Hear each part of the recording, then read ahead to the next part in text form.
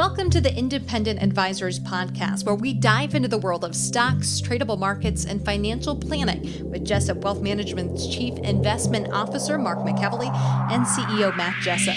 You'll hear tips, tricks, and strategies to address your financial well-being and, most importantly, conveyed in a way that everyone can understand. Here are your hosts, Mark and Matt. Hey everyone, welcome back to episode number 139 of the Independent Advisors Podcast, where Matt Jessup and I, Mark McEvily, bring you everything you need to know from the past week in the world of financial markets and financial planning. So good morning, Matt. Morning, Mark. Never a dull moment in the markets with everything that's going on right now. No, yeah, for sure. Yeah, a lot of news headlines going around out there, a lot of volatility and, futures down overnight, up overnight, reverse intraday. Everywhere. A lot of stuff going on right now. Very fluid. Yeah, it is, and I think it'll be that way for a while here. So, but before we get into it today, as always, just want to take the first few minutes to recap the performance for the month and the year of the major indexes that we track, and these numbers are as of the market close on February 25th, and this data is from Koifin. S&P 500 index down 2.9% on the month and down 8% on the year. The Dow Jones is down 3% on the month and 6.27% on the year. The NASDAQ Composite Index is down 1.06% for the month and down 9.27% for the year. The IWM ETF that tracks the Russell 2000 Index is positive 0.63% for the month and down 9% on the year. So interesting to see relative strength out of small caps, which is a little abnormal because during periods of weakness, those tend to be the things that go down first, right? Yeah, I mean, if I had to throw out a guess with all the geopolitical action that the perception is small cap companies derive more of their revenues domestically in the U.S., my guess is a part of that narrative. Right. Vanguard International ETF ex United States down 1.7% for the month and down 5% on the year. So international outperforming on a relative basis to U.S. markets. 3-month T-bill currently yielding 0.23%. The 2-year Treasury yield sitting at 1.57%, and the 10-year Treasury yield is at 1.93%. Moving on to big news headlines or current events from the week. Consumer confidence report released on February 22nd by the Conference Board showed that the present situation index improved a little bit, suggesting that the economy continued to expand in Q1 of 22. One item to note here is that the proportion of consumer planning to purchase homes, autos, major appliances, and vacations over the next 6 months has all fallen. The report was before the recent geopolitical news. So I think you're seeing the consumer more, constrained. I'm not going to chase that price. Yeah. So this could help with inflation down the road too. And I think it will, Mark. We'll see if it has follow through. It's one thing to sit there and say, I'm not going to do these things the next 6 months, and then things change and you might end up doing it. But this could help inflation over time. Right.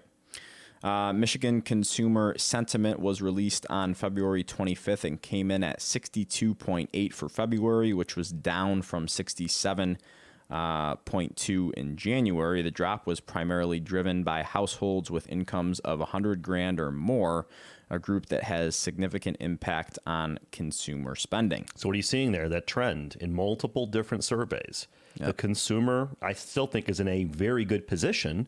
But you know what? I'm not going to chase that price. Just like I said earlier, I think you're going to see more of that. Yeah. Constraint. Yeah, for sure. Lastly, the next key economic report is the February jobs report due out on this Friday at at 8:30 in the morning.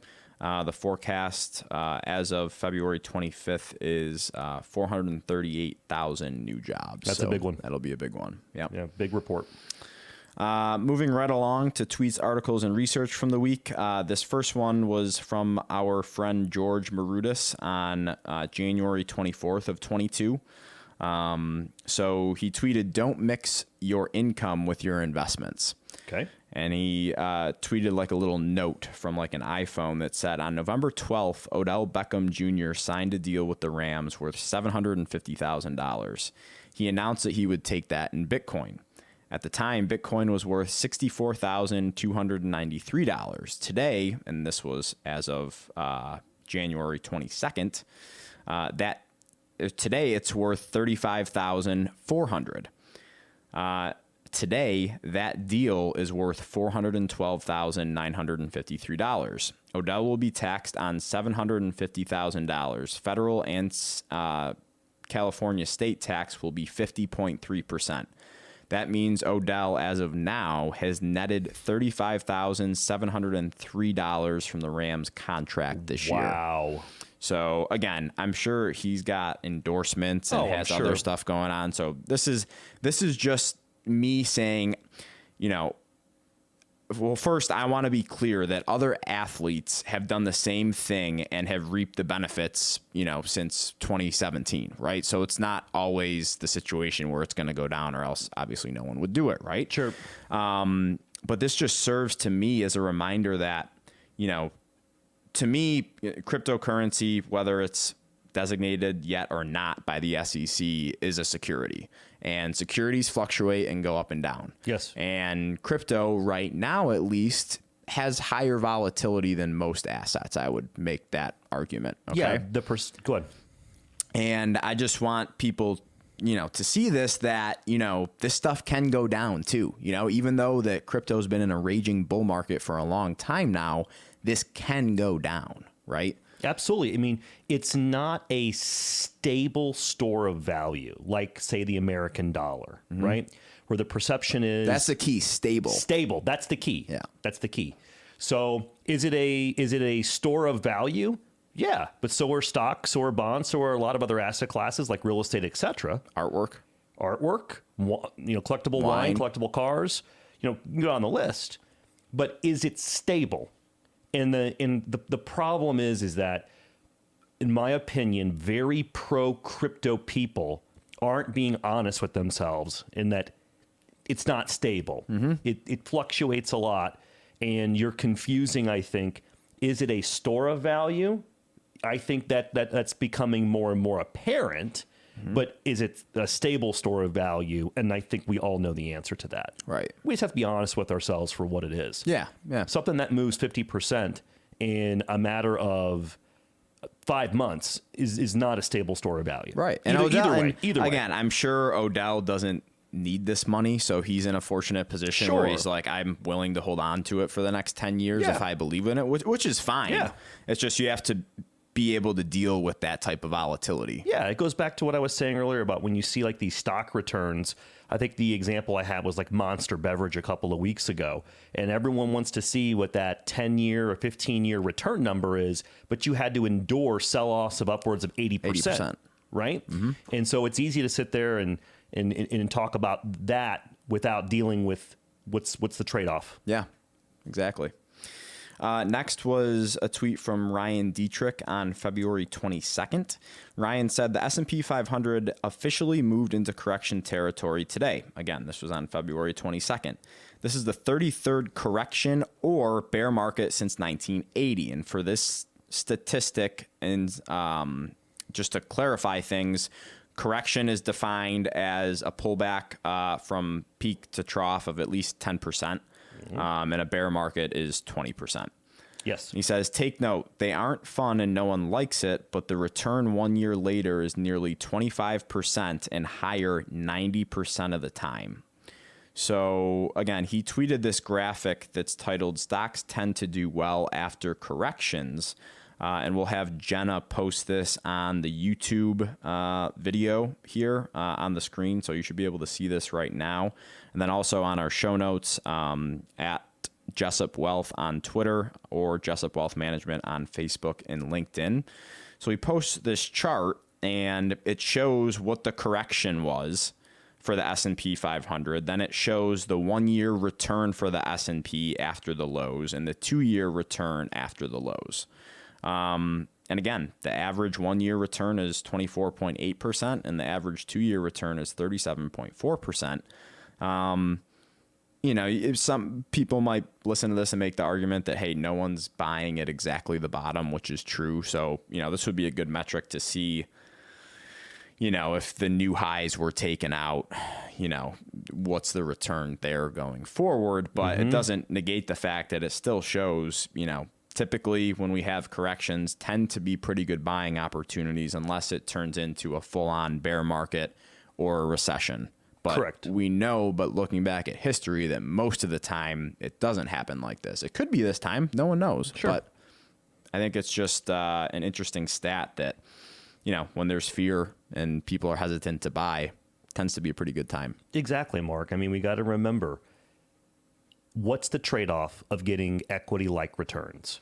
We have to deal with the volatility aspect of those investments. Mm-hmm.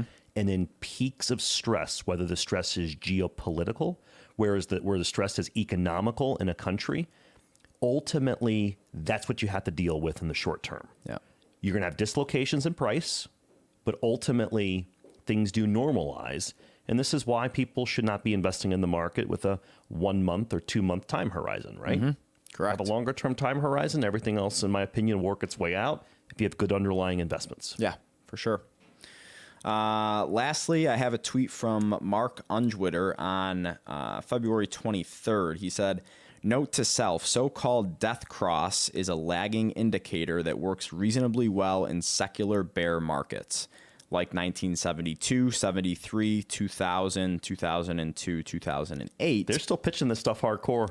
Yeah, but not so well in other environments. So again, let's kind of break this down for people. So he says, note to self, the so-called death cross is a lagging indicator. So what he means by this is the most popular moving averages that people use to judge a stock's rate of trend is the 50-day simple moving average and the 200-day simple moving average. So it's exactly what it sounds like. It's the stock's average price over the past 50 days and over the past 200 days. So when you are in a uptrending environment for a certain security or asset class, the 200-day is below the 50-day, and vice versa. When you're in a downtrend, the 200-day is above the 50-day because obviously the 50-day is capturing that more recent price data. Correct. So when he talks about a death cross, he's talking about the 50-day crossing below the 200-day. And people in the past have said, this is a good indicator that there's a new downtrend beginning, but the data shows otherwise. Typically in the NASDAQ, when this happens, the average 1 year return 1 year later was 22%, or the median return, median return was 22%. 6 months out, the median return was 13.8%. 3 months out, the median return was 7.17%. So just because, quote unquote, this asset or this stock or this whatever should be in a downtrend because there was a death cross of the 50-day and 200-day, the data shows something completely different. And again, I'll have Jenna post this on the video and the show notes here. I'm glad you shared to this. show all these instances, right? Glad you show this because in the financial media, they pitch it like it's biblical when Right, this happens. exactly. Yeah. And again, they're lagging indicators. So it's not going to tell you what's going on in the future. It's just showing you what has happened over, the periods you use for that moving average data. It should be a data point, not a sole decision-making data point. Correct. Yep. So I'll turn it over to you. All right, I got a couple today for listeners. First is an update on the tech sector. This will be in our show notes. It's a piece from Bespoke Investment Group on February 23rd, Mark. The tech sector was underperforming the S&P 500 index by over 5% in the previous 50 trading days as of February 23rd. Again, we're talking about relative performance to the S&P 500 index. Why is this important? If you look at history, this does not happen often and has historically corrected. So this chart will go back to 2010, and you can see relative performance is pretty extreme with technology underperforming lately. Mm-hmm. And I'll be curious if we're about to see, a reverse trend on this in the coming months and quarters. If you look at history, it tends to do that. Mm-hmm. We'll see if it repeats. Fair? Fair. Yeah. Okay. My next thing is an update on the commodity sector. Okay. Now, what I'm about to discuss is an unpopular view. Okay.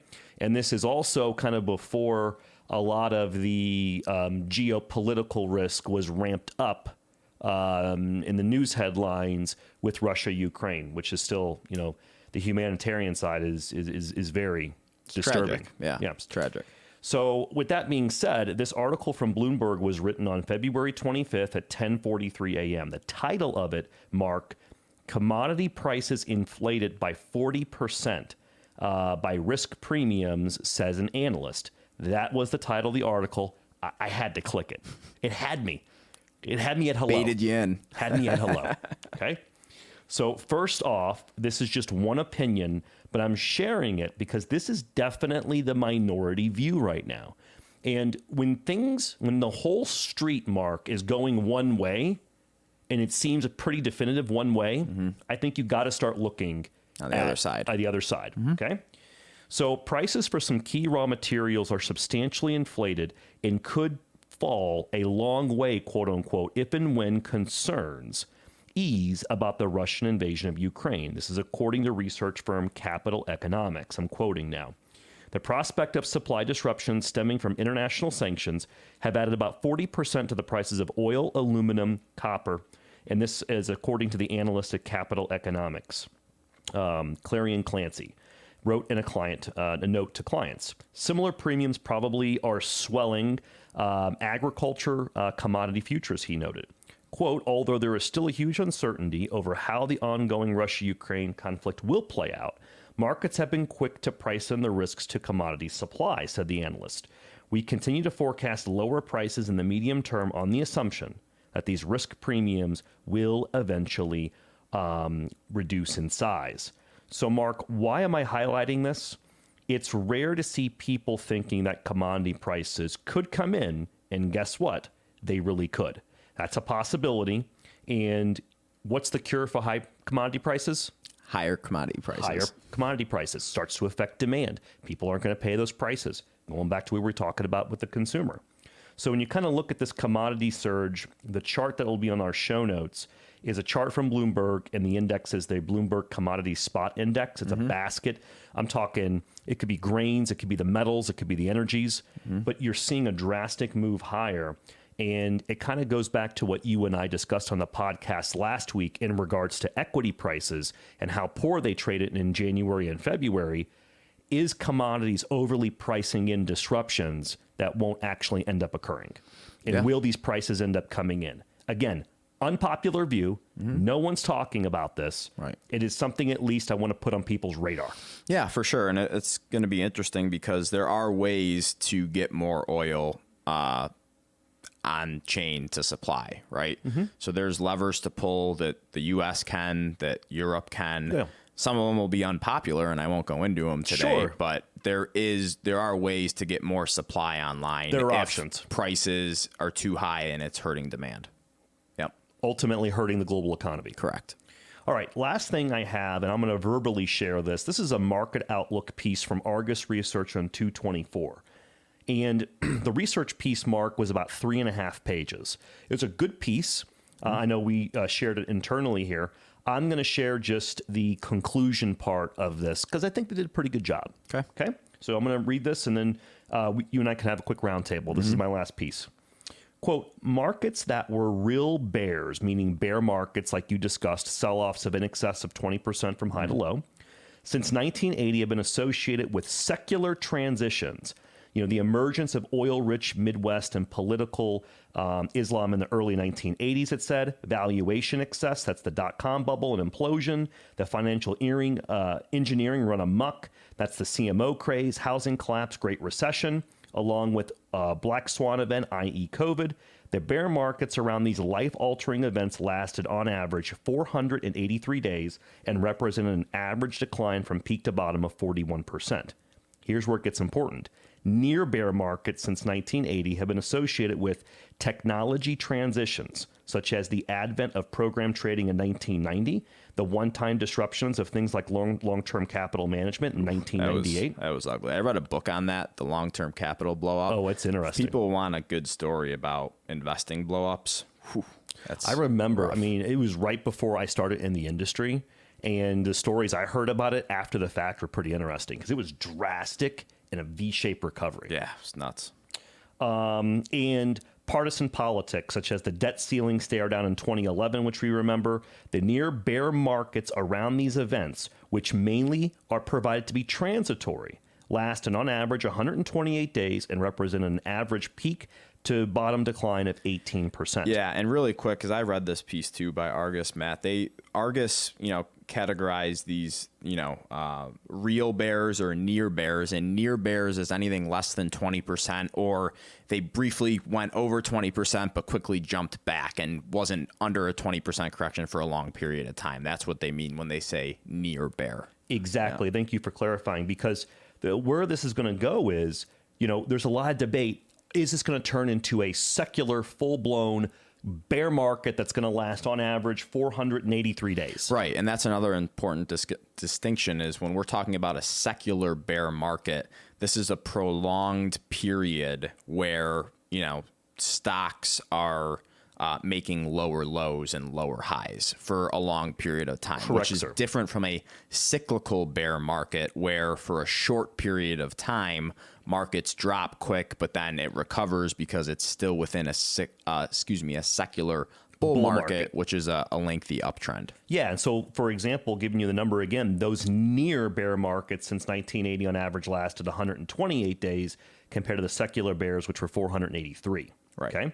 So this is where kind of the meat of it, now that we kind of laid the land out, in the current period, we are seeing few signs of pending economic collapse associated with previous secular bear markets. The current environment is characterized by solid industrial activity, wary but still spending consumers, rising but still low interest rates, and inflation that has yet to peak. GDP, which ran at nearly 6% rate across the 2021, is on track to decelerate to the mid plus 3% range for this year. That is still well above pre-pandemic 10-year average for the United States of 2% range, as well as the Goldilocks level of 3. In terms of valuations, price to earnings ratio, not as popular with me, but I'm still going to quote it, is in the low 20s and have come down, but not too much, from a PE on a forward 4-quarter EPS still in the high teens. Until or unless we see evidence of a deep global economic erosion, we are assuming that the current stock weakness will also prove to be shorter and shallower than the declines experienced in the classic secular bear markets. So I agree with this. I know it's a little long-winded, but at the end of the day, I think the market's trying to battle. We know this is a correction. Is it short-term or is it long-term? Mm-hmm. And the underlying fundamentals is kind of telling, when you look at history, most likely this will be more of a near bear market, not a full-blown secular downtrend that lasts multiple years. Mm-hmm. And I think until that data changes, I'm agreeing with Argus on this. Yeah, I think that it's good. And, this is like anything else in markets. It can change, like that. Absolutely. Right. So, I think it's important to, point out that none of this stuff is predictive in nature.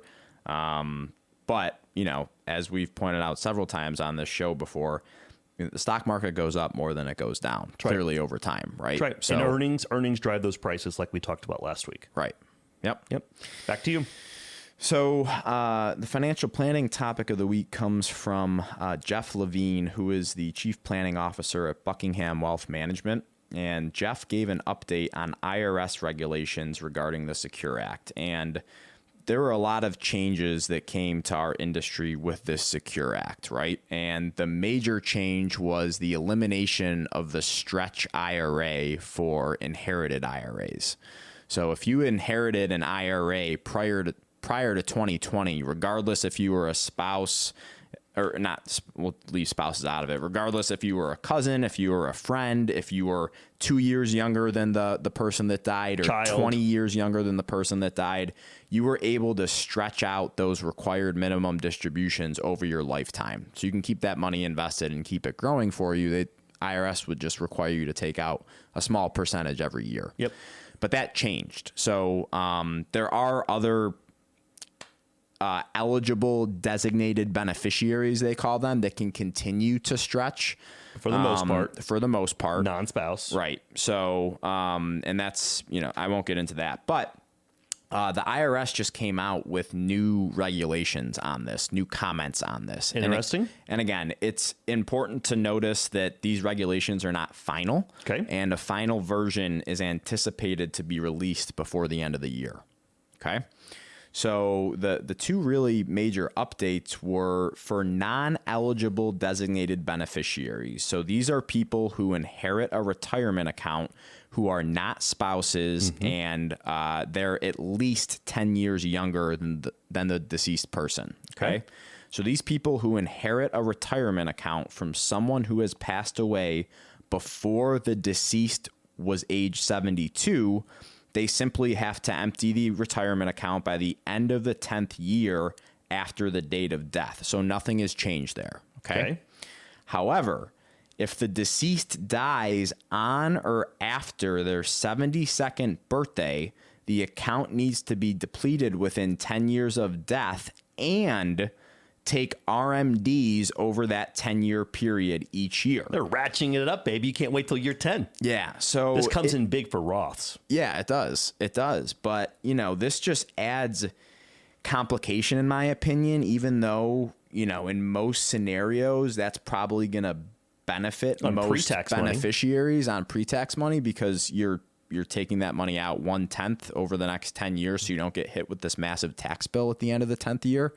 But it's just like unnecessary complication. And like you said, yeah, that's going to stink for Roths because they could have let that Roth IRA grow for 10 years without taking anything out and take it out and it's completely tax free, right? Yeah.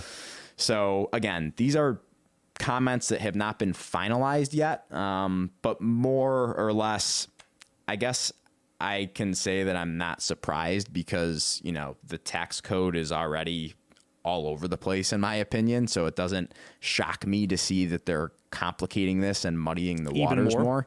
There were other updates that Jeff provided in this big long tweet thread that we'll have Jenna post that online as well for us.